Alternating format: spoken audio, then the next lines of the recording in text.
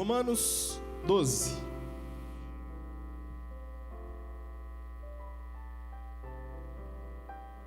Texto muito conhecido de nós todos.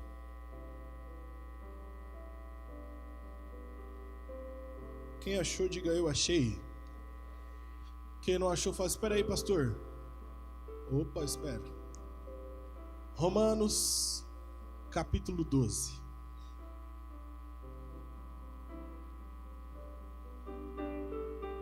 Portanto, irmãos, rogo-lhes pelas misericórdias de Deus, que se ofereçam em sacrifício vivo, santo e agradável a Deus, isto é, o culto racional de vocês. Verso 2. Não se amoldem, em outras versões, não vos conformeis ao padrão deste mundo. Não se amoldem ao padrão deste mundo. Vamos repetir isso? 1, 2, 3.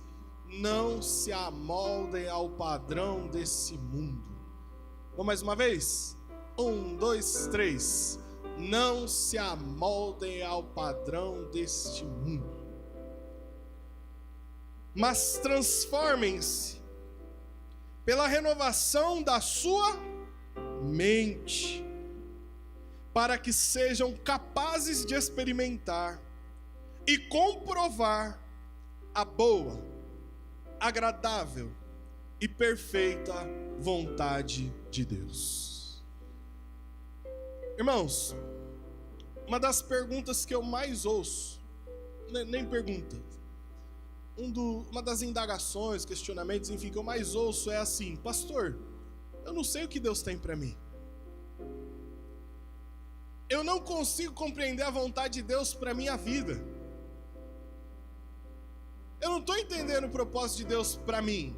Eu não entendo. É uma das coisas que eu mais ouço. É uma pergunta que eu mesmo já me fiz. Qual a vontade de Deus para minha vida? Alguém aqui já se perguntou isso? Eu acredito que é algo que se passa na mente de quase todos nós. Nós não conseguimos compreender muitas vezes o que Deus tem para nós, o que Deus quer para nós e em nós. A gente não entende. Às vezes nós passamos momentos da nossa vida que são momentos obscuros, que a gente não consegue entender nada, não consegue perceber nada. Mas eu quero fazer algumas considerações sobre esse texto aqui, antes da gente chegar onde a gente quer chegar, que são coisas simples, mas reais. Primeira coisa, o texto nos diz que Deus tem uma vontade ao nosso respeito. Deus pensa alguma coisa sobre nós. Deus tem um propósito acerca da minha vida e acerca da sua vida. Ele tem uma vontade sobre você. Deus pensa alguma coisa sobre sua vida. Você não está aqui por um acaso. Você não é obra do destino. Você não foi um erro de percurso dos seus pais. Não. O Deus Todo-Poderoso tem um propósito sobre a sua vida, querido. É importante a gente entender que Deus fez a gente como Ele fez. Deus te fez como você fez, como você é. Porque Ele tem um propósito sobre isso. Deus te fez exatamente como você é, irmão. E Ele quer usar você exatamente como você é. Alguns de nós temos facilidade de falar em público. Eu sou alguém extremamente tímido. Extremo. Você pensa em alguém tímido? Sou eu, irmão. Mas muito mesmo. Pode acreditar, pastor. Muito. E o que eu faço? Já que eu sou muito tímido, então eu encaro de uma vez. Eu chego e falo logo. Quando eu estou num lugar, eu não conheço ninguém, eu sei quem eu sou. Então a minha vontade é ficar quieto e não falar com ninguém, porque eu sou muito tímido. Só que não dá. Então eu já chego e falo com todo mundo de uma vez. Eu faço o contrário, não porque eu sou espontâneo, é porque eu preciso vencer minha timidez. Não posso me deixar vencer por ela. Agora tem gente que não consegue vencer a timidez, mas gosta de trabalhar nos bastidores. São as nossas irmãs que, por exemplo, nessa hora elas não estão aqui pregando nem cantando, mas estão lá fora preparando a feijoada, aleluias. E depois do culto tá cheirando já, tá começando a cheirar, não tá? Elas estão atrapalhando o nosso culto aqui com esse cheiro. Enfim, Deus te fez como você é, porque Ele tem um propósito para a sua vida. Então, primeira coisa, Deus tem uma vontade ao seu respeito. Segunda coisa, essa vontade é boa, é perfeita e é agradável. Deus pensa algo acerca de nós que é algo bom. Não é algo ruim. Ele mesmo diz: bem sei os pensamentos que tenho a vosso respeito. São pensamentos de paz e não de mal, para vos dar um futuro e uma esperança. Deus pensa algo bom acerca das nossas vidas, irmãos. Deus tem uma vontade boa sobre você, sobre mim. É algo bom, não é algo ruim. O propósito de Deus para nós não é um propósito ruim, é um propósito bom. Então Ele tem uma vontade, e essa vontade é boa. Vamos falar, só para a gente não esquecer? Deus tem uma vontade, e essa vontade é boa. Amém. Outra coisa, outra consideração preliminar. Deus tem uma vontade, a vontade é boa, mas é possível que nós não experimentemos ela. É possível que nós venhamos viver a nossa vida longe da vontade de Deus. Deus tem um propósito para nós. Deus tem algo definido acerca da minha vida e da sua, mas é possível que a gente não experimente isso e viva uma vida à deriva, uma vida que aparentemente não tem propósito nenhum. É possível que nós não experimentemos, querido, porque para experimentar a vontade de Deus, o que leva a gente a não experimentá-la?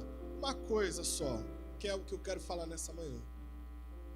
A gente não experimenta a vontade de Deus quando a gente se amolda ao mundo e a nossa mente fica uma mente mundanizada. Nós deixamos de experimentar a vontade de Deus quando a gente se amolda a esse mundo. É sobre isso que eu gostaria de falar nessa manhã. Deus tem uma vontade, ela é boa, mas se a gente estiver moldado a esse mundo, a gente não experimenta ela. Querido, é fato que o mundo está difícil. Nós temos vivido tempos difíceis. O mundo tem nos levado a conceitos totalmente diferentes do que a palavra de Deus manda. A Bíblia diz uma coisa, o mundo diz outra absolutamente diferente. E eu vou citar alguns exemplos aqui. Qual é o problema disso? O problema é que nós, às vezes até mesmo sem perceber, temos absorvido o que o mundo diz como verdade e temos deixado a palavra de Deus em segundo plano. Ah, mas tem que ver a cultura da época, né, pastor? Da Bíblia. Ah, pastor, mas a Bíblia, as pessoas estão evoluindo o pensamento hoje, né? Ah, mas hoje não é igual antigamente, né? Existem algumas coisas que nós estamos mudando, se amoldando e não percebemos. Esse texto, no verso 2, começa assim: não vos conformeis com esse mundo.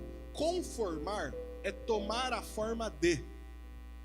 Não tomem a forma desse mundo para vocês. A água é algo totalmente conformado.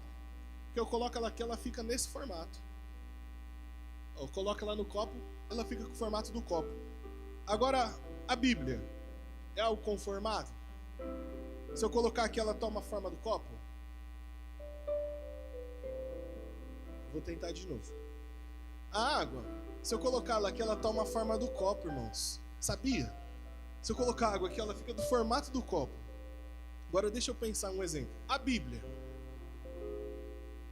Se eu colocar a Bíblia aqui, ela, porventura, toma a forma do copo? Amém. Nós não podemos ser crente água. A gente tem que ser crente Bíblia. Quer experimentar a vontade de Deus? Deixa de ser crente água e passa a ser crente Bíblia. Fala para quem está do seu lado, deixa de ser crente água. Seja crente Bíblia. Seja crente Bíblia, Henrique. Seja crente Bíblia, irmão. Algumas coisas que o mundo tem falado para nós e nós temos tomado como verdade e temos nos amoldado, tomado o formato do mundo. São coisas sutis, mas que têm feito a diferença e a gente tem perdido a vontade de Deus sobre nós. Primeira coisa, papel da família. O mundo tem mostrado a família como algo absolutamente diferente do que a palavra de Deus diz. Você já parou para pensar o que Deus fala sobre o homem dentro de casa? O homem, querido, é o protetor. O homem é o provedor. O homem é o sacerdote. Olha as atribuições da Bíblia para o homem. Mas o mundo tem colocado o homem de uma outra forma. Nós estamos vivendo um tempo em que os homens, alguns nem parece que é homem. Homens frouxos. Homens delicados demais. E eu nem estou falando de aparência estética, eu estou falando com a vida. É um homem que não aguenta ouvir um não. Um homem que não aguenta ouvir uma pressão no trabalho. Já chuta o balde. Já não quer mais ser o provedor. Já não é mais o sacerdote. Ei, isso é padrão do mundo. Homem, segundo a Bíblia, é protetor, é provedor, é sacerdote. Homem para Deus é homem de verdade. Tem algum homem macho aqui nessa igreja hoje? Será que tem algum homem macho com cara de macho aí do seu lado? Se você olhar para ele e falar, eis aqui um homem.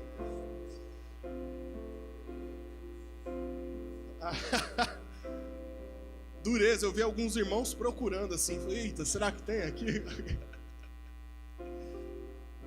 Irmãos, homem é homem. O mundo tem dito diferente. Irmão, você é o sacerdote da sua casa. É o sacerdote, aquele que leva os pedidos do povo a Deus. É aquele que intercede pela família. É aquele que um dia vai chegar diante de Deus e apresentar a sua casa. A Bíblia diz que assim como Cristo apresentará a igreja, Deus, nós apresentaremos as nossas esposas. Diante de Deus eu vou chegar e vou apresentar a minha esposa. Pai, trouxe aqui a minha esposa como sacerdote. Ei, irmão, como está a sua vida sacerdotal pela sua casa? Será que só sua mulher se preocupa? Será que só sua mulher tem que fazer parte de um ministério de Déboras que oram por filhos, os pais não oram não? Irmão, o padrão do mundo está afrouxando os homens. O mundo de hoje está afrouxando os homens. E a gente está absorvendo isso como verdade. É homem que não toma mais decisão.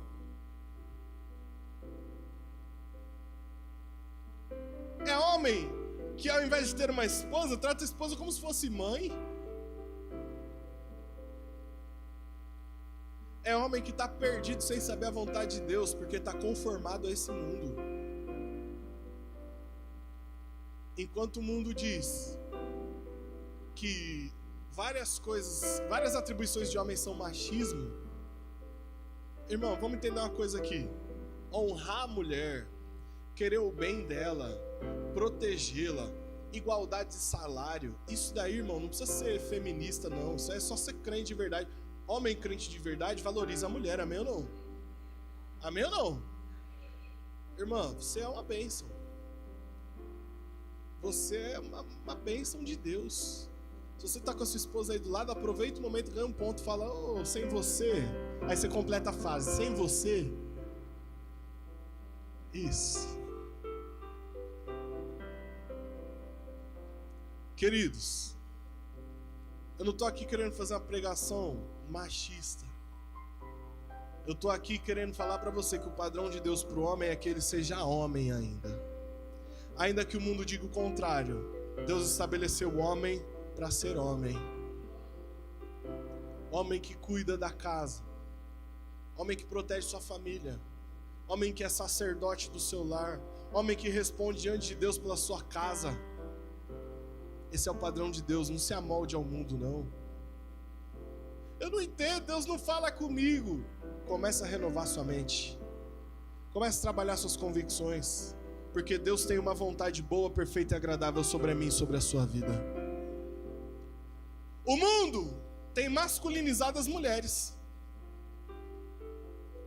Enquanto o mundo tem afrouxado os homens, o mundo tem robustecido as mulheres. Olha só esse termo, nem sei se existe, mas encaixou. O mundo tem dito para as mulheres, que isso é submisso o quê? Submissa. O homem é o cabeça, mas a mulher é o pescoço. Vira a cabeça para onde quer. Irmão, Deus está falando com você, viu? Tá errado. Isso é padrão do mundo. Isso não é padrão divino, querido. Isso é se conformar, é tomar a forma do mundo. Irmãos, mulher pode trabalhar fora? Pode. Mulher pode ganhar bem? Pode ganhar mais que o homem? Pode. E glória a Deus se você ganha mais que o seu marido. Mas o cabeça da casa é ele. Teu salário não te coloca como cabeça. Tua posição não te coloca como autoridade do seu lar. Suas conquistas pessoais não fazem você, não invertem a posição para Deus. Isso é padrão do mundo. Isso é se conformar com o mundo. Isso é ser crente água, crente Bíblia. E entende que independente de quanto você ganha ou não ganha, o homem é o cabeça do lar, a mulher é a ajudadora. Diante de Deus os dois são iguais. Ser submisso, irmã, não é ser capacho. Até porque o texto bíblico diz assim: homens, amem as suas mulheres como Cristo amou a igreja e deu a vida por elas. E mulheres, sujeitai-vos aos vossos maridos, como ao Senhor. Não é difícil para uma mulher se sujeitar a um marido que ama ela igual Cristo amou a igreja. Mas nós temos vivido tempos em que o amor não é o amor de Cristo pela igreja, que é o amor doador, é o amor que pensa no outro. O mundo está dizendo assim, pense em você, se ame, pense em você primeiro, e em segundo, pense em você também. Marido, prioridade na nossa vida é amar a nossa esposa, como Cristo amou a igreja, não é? É ou não é? É por isso que a gente vai sofrer mesmo. É por isso que a gente tem que tomar a frente mesmo. Não sofrer na mão da esposa, que a nossa esposa vai ser submissa. Amém, irmãs? Amém, irmãs? Glória a Deus. Esse amém foi forçado, mas Deus está trabalhando. Padrão de Deus, irmão, é imutável.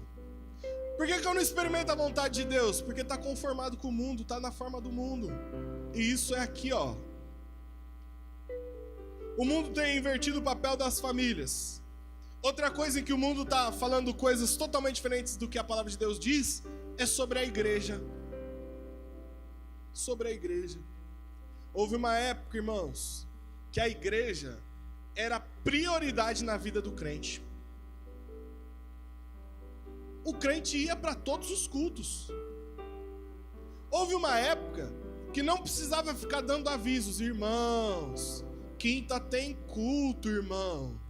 Irmão, é 1h30 só de culto, irmão. Irmão, pelo amor de Deus, irmão, vem quinta-feira, irmão. Não precisava disso, não. porque a igreja era a prioridade. Hoje o mundo está dizendo, nem para a igreja você precisa ir. Adora a Deus na sua casa. Esse negócio de dizimar, de ofertar, para que isso? Esse negócio de ser submisso a um pastor, que pastor o quê? É você com Deus. E a gente está abraçando essas ideias, irmãos, como verdade. Nós estamos mudando o padrão de família conforme o mundo. Nós estamos mudando o padrão de igreja conforme o mundo. É um sacrifício para o crente entender que vir aqui não é uma obrigação, é um privilégio.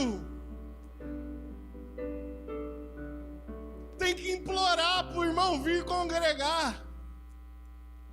Enquanto Hebreus 10, 25 diz, não deixeis de congregar, como é costume de alguns, não deixe de congregar. A gente está tomando a forma do mundo, a gente vem quando quer.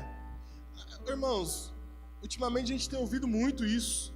Ô irmão, o irmão passa um mês sem vir na igreja. Ei, querido, tá tudo bem? Tá tudo bem sim, por quê? Não, você não veio aí, faz uns 8 domingos que você não vem. Não, tá tudo bem, pastor, tá tudo tranquilo. Não tá tudo bem. Não tá tudo tranquilo. Você faz parte de um corpo. A igreja foi a instituição na terra que Deus instituiu. Não tá tudo bem estar fora dela. Abre sua Bíblia em Atos capítulo 20, verso 28.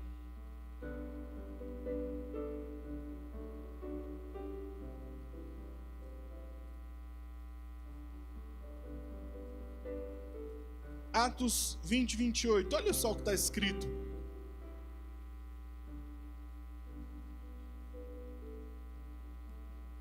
Atos 20, 28. Cuidem de vocês mesmos e de todo o rebanho sobre o qual o Espírito Santo os colocou como bispos, para pastorearem a igreja de Deus, que Ele comprou com o seu próprio sangue. Querido, Deus comprou a igreja com o sangue dele. O sangue de Deus foi derramado para ser constituída a igreja. Dá para entender a importância disso? Sabe aquela expressão, nossa, o irmão deu o sangue por aquilo ali. Deus deu o sangue pela igreja, para a gente desprezar, para a gente vir quando quer, para a gente ficar dando nota para os outros porque acontece, porque não acontece. Irmão, é obrigação nossa vir adorar o Pai Nosso que está no céu. A gente tem que vir, tem que participar mesmo. O mundo diz que não, mas o mundo é água. Nós precisamos ser crente e Bíblia em nome de Jesus. Pastor, eu não sei qual a vontade de Deus, nem para o culto você vem, irmão. E às vezes coloca em nós, pastores, essa responsabilidade de adivinhar qual a vontade de Deus sobre a sua vida. Eu não sei, querido.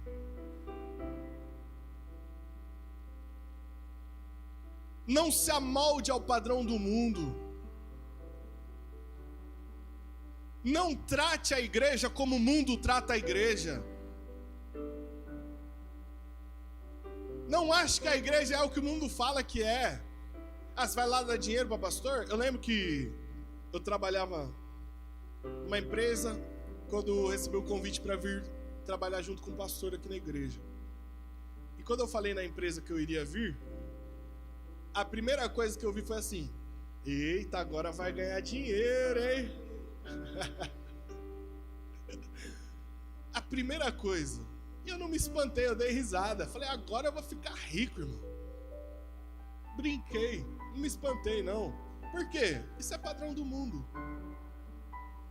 O mundo não oferta, não dizima, porque ele acha que está enriquecendo o pastor. Isso é padrão do mundo. Mas nós não somos o mundo. Nós somos o sal do mundo. Nós somos a luz do mundo. Nós não somos o mundo. O problema é que nós temos tomado a forma desse mundo. E o que tem de crente que não valoriza mais a casa do Senhor? Abra sua Bíblia em 1 Timóteo. Eu não quero aqui ficar dando minhas opiniões pessoais. Vamos ver o que a Bíblia tem a nos dizer. 1 Timóteo capítulo 3.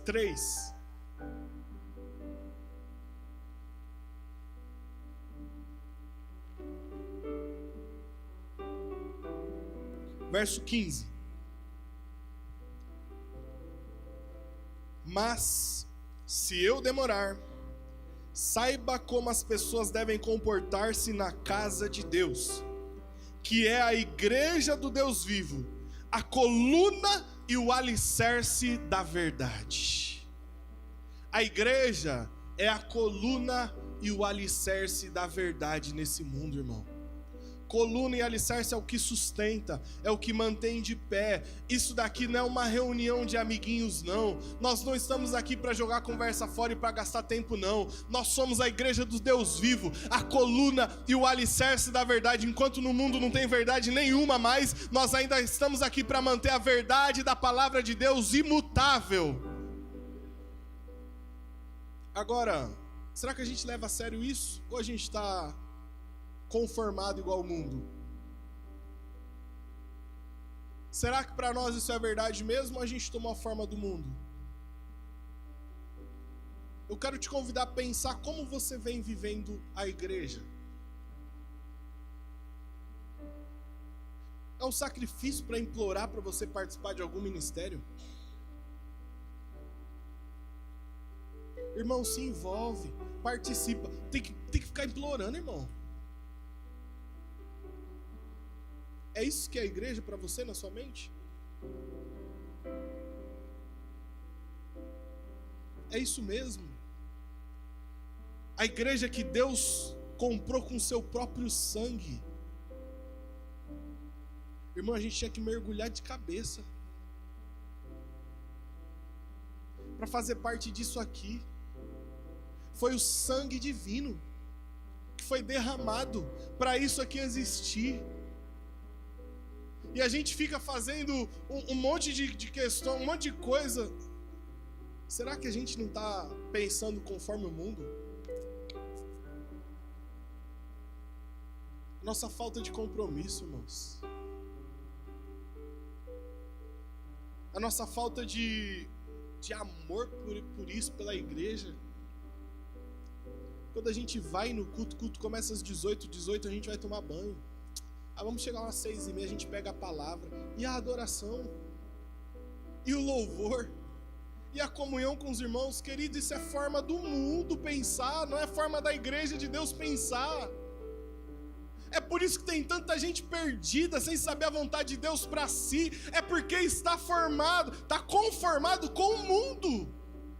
Não dá para experimentar a vontade de Deus enquanto nós tivermos a forma do mundo. Para experimentar a vontade de Deus, que é boa, perfeita e agradável, nós temos que ter a nossa mente renovada pela palavra de Deus. Como nós temos visto a igreja? O que é a igreja para nós? Igreja para nós é o que a Bíblia fala ou é o que o mundo fala? Não, mas o mundo tem dito que no Novo Testamento não tinha igreja. Não tinha não. As 7 cartas para a igreja da Ásia, Apocalipse 2 e 3, era para quem? Não tinha igreja.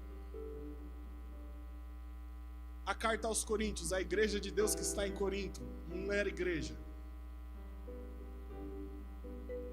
Ou você vai pelo que o mundo diz, ou você vai pelo que a palavra de Deus diz. Ou você é água, ou você é Bíblia, irmão.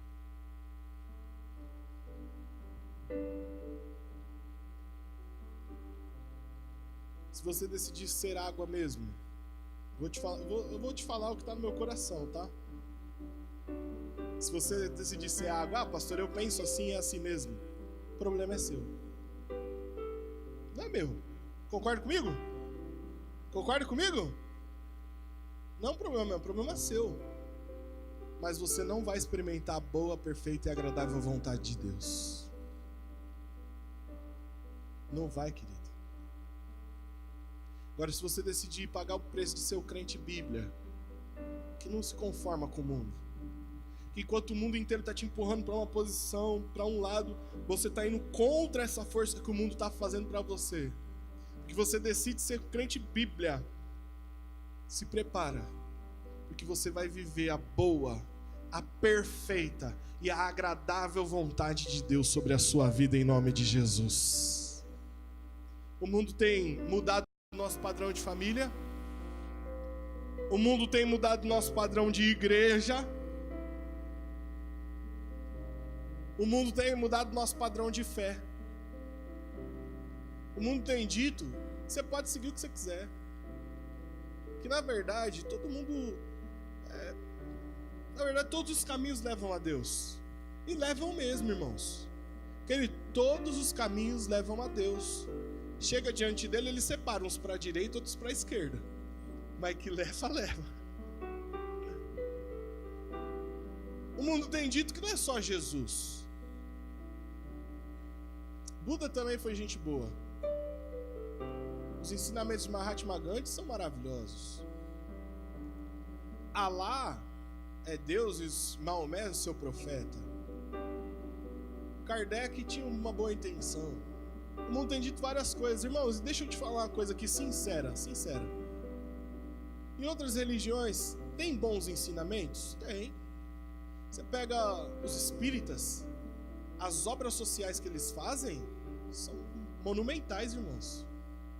A questão não é bom ensinamento. A questão é ir para o céu. Caminho do céu. João 14,6, o texto que todo crente sabe de cor. Vamos lá? E disse-lhes Jesus: eu sou. Não, foi pegando o tranco, né? Igual carralco no frio, né? Foi indo. Vamos de novo? E disse-lhe Jesus: eu sou. Ninguém. Uma confusão que a gente faz. Ninguém vai ao Pai. Jesus não falou ninguém vai. Jesus falou ninguém vem. Ninguém vem ao Pai senão por mim. Porque ele disse: eu e o Pai somos um. Quem me vê, vê o Pai. Não tem outro caminho para o Pai, querido, a não ser Cristo.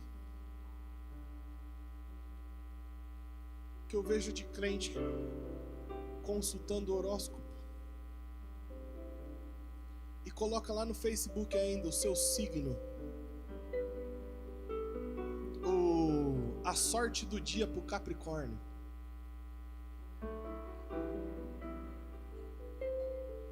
Não, porque eu sou Áries com a lua em ascendente Touro.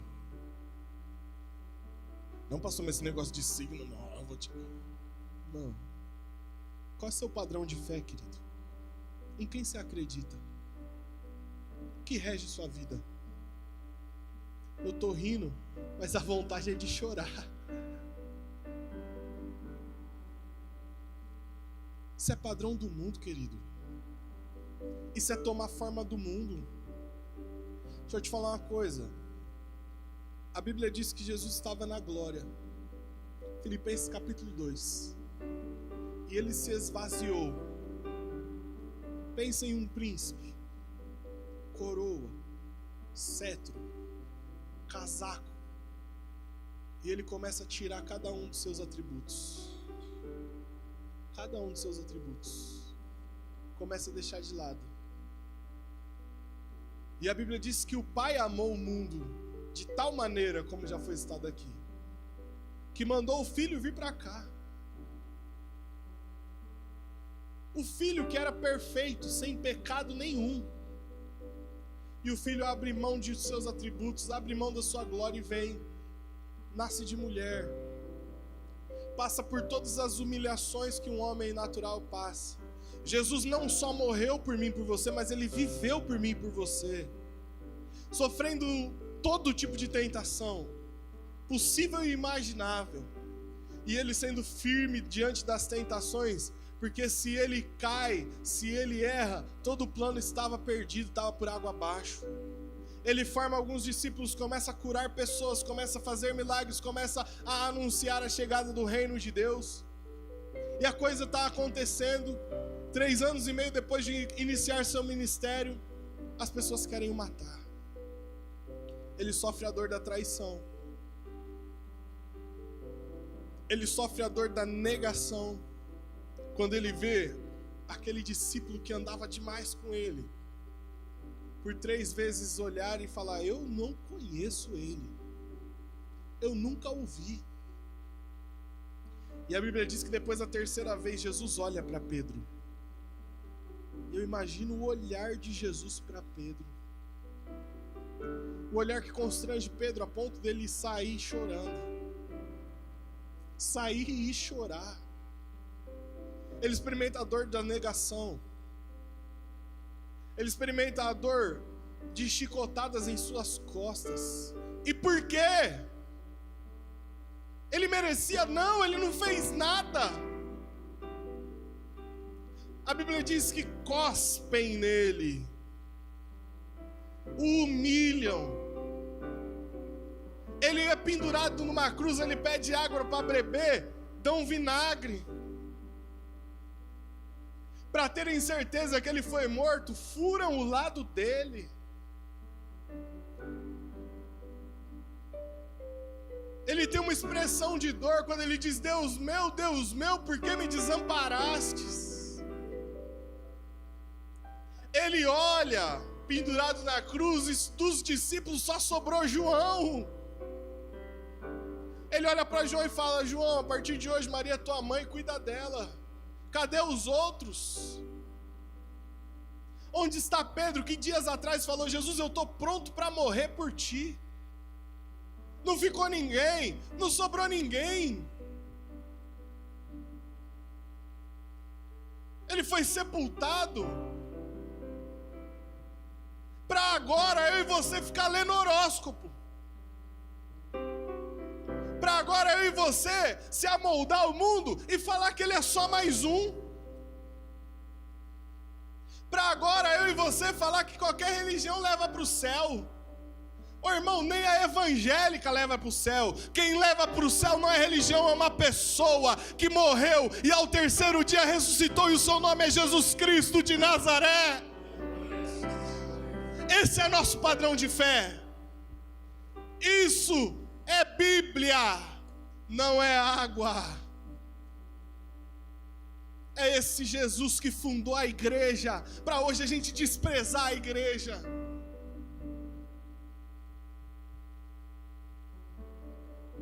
É esse Jesus que falou assim: ó, todas as vezes que vocês se reunirem.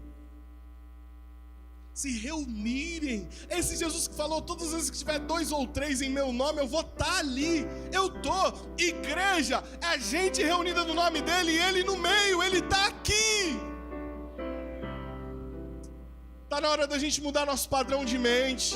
Está na hora da gente fazer um retorno urgente às Escrituras. O que o mundo diz não é verdade. Pode ser bonitinho, pode aparentemente ser uma evolução, mas verdade absoluta e inabalável ainda é a palavra de Deus.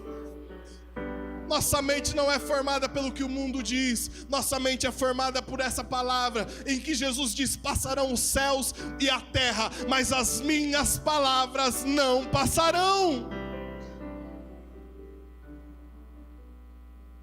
Ele viveu tudo que viveu para a gente falar que ele é só mais um. Perdoe.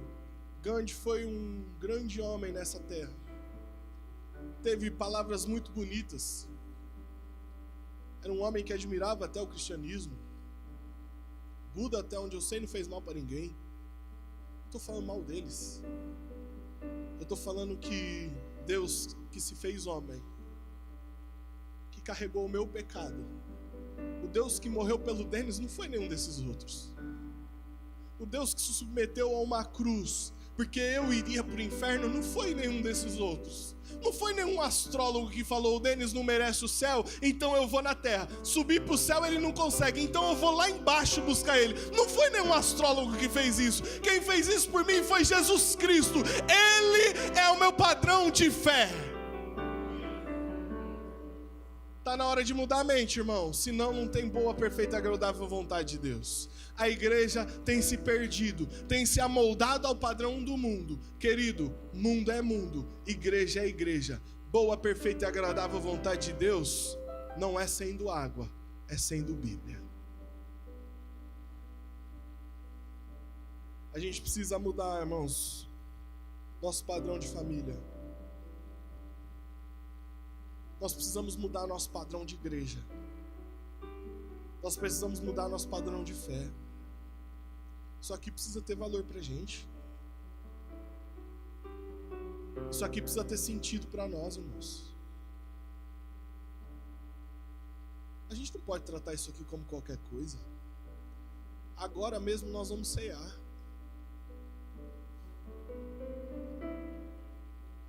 E foi Jesus quem falou: olha, todas as vezes que vocês se reunirem em meu nome, façam isso em memória de mim. Foi Ele, irmão. Isso não é qualquer coisa. Isso não é só um pão. Isso não é só um suco. Isso não é só um evento mensal da igreja, não. Antigamente os crentes faltavam em qualquer outra atividade, mas nunca num culto de ceia. Nunca. Hoje a gente não toma ceia 1 mês, 2 meses e tá tudo bem. Eu tô indo na igreja, tô com Deus. Irmão, não tá tudo bem, irmão. Em nome de Jesus, entenda que não tá tudo bem.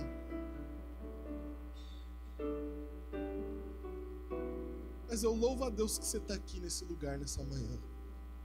Que independente de como você vinha pensando, Deus nos encontrou mais uma vez aqui para falar: filho, eu tenho uma vontade acerca da sua vida, eu tenho um propósito a seu respeito, eu tenho um plano a realizar sobre você. Muda sua mente. O mundo não tem o que é de melhor, o mundo não é a resposta, o mundo não é a solução. O quem tem a vontade boa, perfeita e agradável é o Deus Todo-Poderoso, e Ele quer realizar na minha, na sua vida, querido.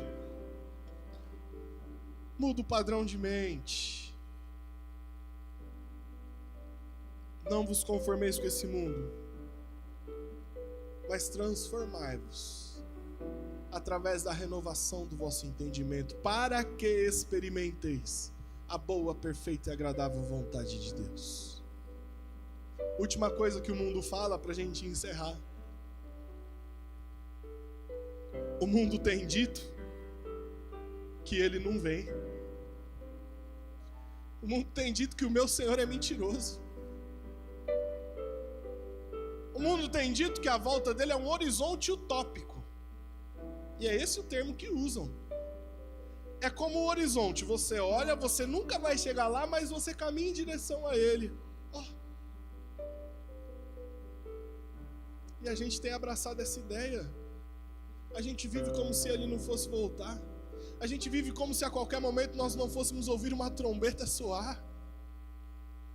Deixa eu te falar uma coisa. Todos os profetas, os maiores e os menores, falavam que o Messias um dia viria. Gênesis 3,15, o proto-evangelho.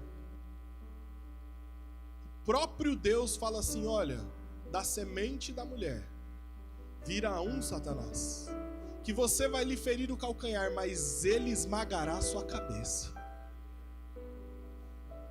Todos os profetas falaram dele: Isaías, Jeremias, Oséias, Amós, Malaquias, Miqueias, Sofonias, todos falaram dele. E sabe de uma coisa? Os profetas estavam certos, ele veio. As profecias diziam que ele tinha que morrer. Isaías disse: como ovelha muda ao matador ele foi levado. Isaías fala do servo sofredor. Isaías fala que ele toma sobre si os nossos pecados, sobre as suas pisaduras nós seremos sarados. As profecias diziam que o Messias tinha que morrer. E o Messias morreu. Mas as profecias diziam que o Messias não ficaria morto.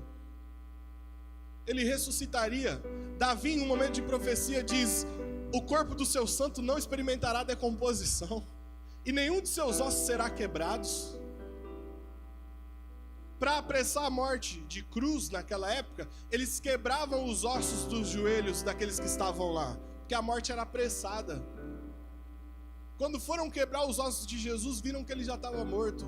Ninguém quebraria os ossos dele. A profecia dizia que ninguém ia quebrar, e ninguém quebrou. Mas a profecia dizia que ele ia ressuscitar. E ao terceiro dia, algumas mulheres foram ao túmulo de Jesus com perfumes para embalsamar o seu corpo. Quando elas chegaram lá, elas se depararam com um anjo que disse: por que vocês procuram entre os mortos aquele que vive? Ele não está aqui, ele ressuscitou. As profecias diziam que ele viria, ele veio. As profecias estavam dizendo que ele morreria, ele morreu.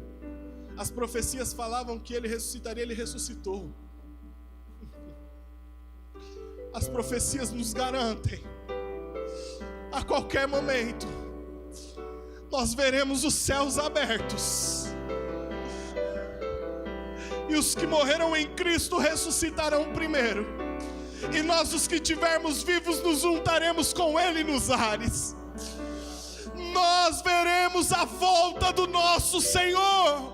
O mundo diz que não, mas breve vem o nosso Rei. Jesus vem. Jesus vem.